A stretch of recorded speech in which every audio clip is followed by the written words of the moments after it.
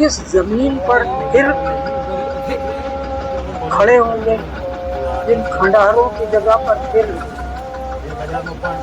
मकान खड़े होंगे, वो लोग आएंगे।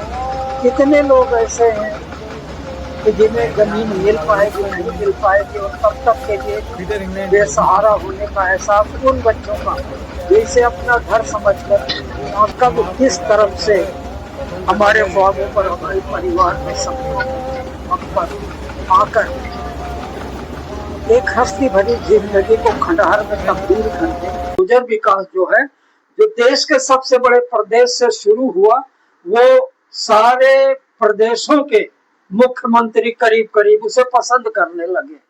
और इस विकास में एक वर्ग खुश होता है, दूसरा वर्ग मकान से बेदखल हो जाता है। इस प्रक्रिया पर अगर हम ध्यान दें तो देखिए, इन्वेस्टर होता है, वो जमीन खरीदता है, पैसे लगाता है, पेट काट कर सपने पालता है, और जब आशियाना तैयार होता है उसके बाद अचानक एक दिन पता चलता है कि ये जगह अनऑथराइज्ड है।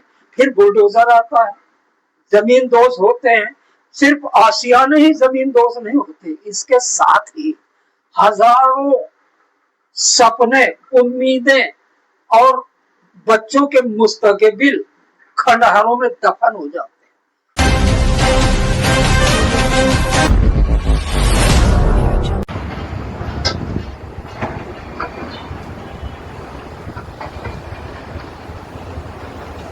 ये आवाजें और ये दैत्याकार लोहे के पीले पहिए, खंडहर के ढेर, पास में तमाम बिल्डिंगें, लेकिन इंसान नहीं नजर। ये देश है मुंब्रा का। यहाँ पर डिमोलेशन हुआ है, हजारों मकान जमींदोज किए गए, लेकिन ये डिमोलेशन में सरकार का कोई दोष नहीं। दो रिश्तेदार बिल्डर्स, अरबपति लोग, सांडों की लड़ाई में छोटे जानवर कुचले। इसी तरह बिल्डर्स की इस आपसी रंजिश का शिकार वो हजारों लोग हुए जिन्होंने अपना पेट काट कर तमाम सपनों में खाद पानी देने के लिए पैसे यहाँ पे लगाए थे उनके आशिया में, और उसके बाद ये नतीजा। असल में दो रिश्तेदारों बिल्डर्स की ये जमीन थी, लेकिन एक ने पैसे जब बन गया, लोग फंस गए पैसे, तो दूसरे को पैसा मिला नहीं। उसने कोर्ट में दाखिल किया, अर्जी लगा दी कि हमें हमारा पैसा दिलवाया जाए, और सरकार कोर्ट का फैसला उसके पक्ष में आया कि उसकी जमीन खाली करनी है। अब बताइए नुकसान किसका हुआ, सपने किसके कुचले गए, शोषण किसका हुआ, किसे जमीन पर बना कर दिया। एक आशियाने में रहते हुए भरा पूरा परिवार, जिनके बच्चे पढ़ रहे थे, मुस्तकबिल के सपने बुल गए, एक खूबसूरत दिन के इंतजार में, एक ऐसे सुरखरू सूरज के इंतजार में जो उन्हें खुशियां देने आने वाला था, लेकिन वो सूरज अंधेरा लेकर आया।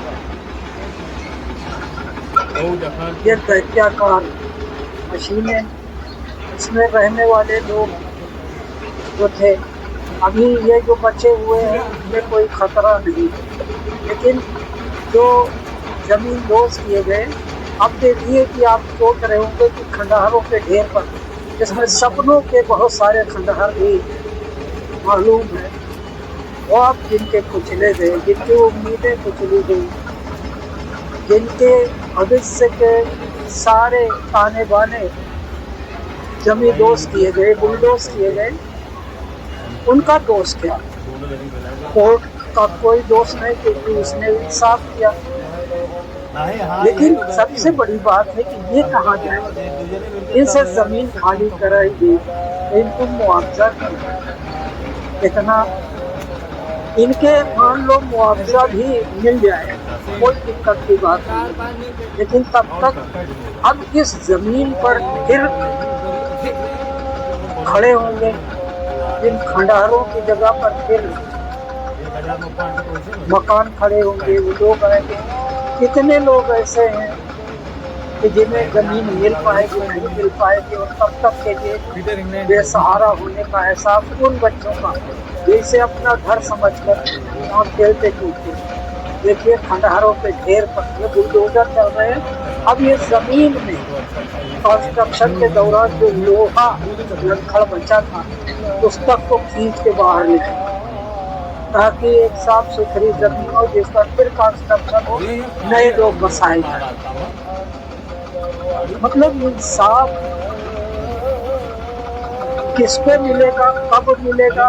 अभी तो फिलहाल खंडहरों के उस ढेर पर ये पीले पंजे तनकर खड़े हुए और आसपास की बिल्डिंगों में एक दहशत का माहौल जरूर होगा कि भला ये कब किस तरफ से हमारे ख्वाबों पर, हमारे परिवार में सपनों पर आकर एक हंसी भरी जिंदगी को खंडहर में तब्दील कर दे, कुछ पता नहीं।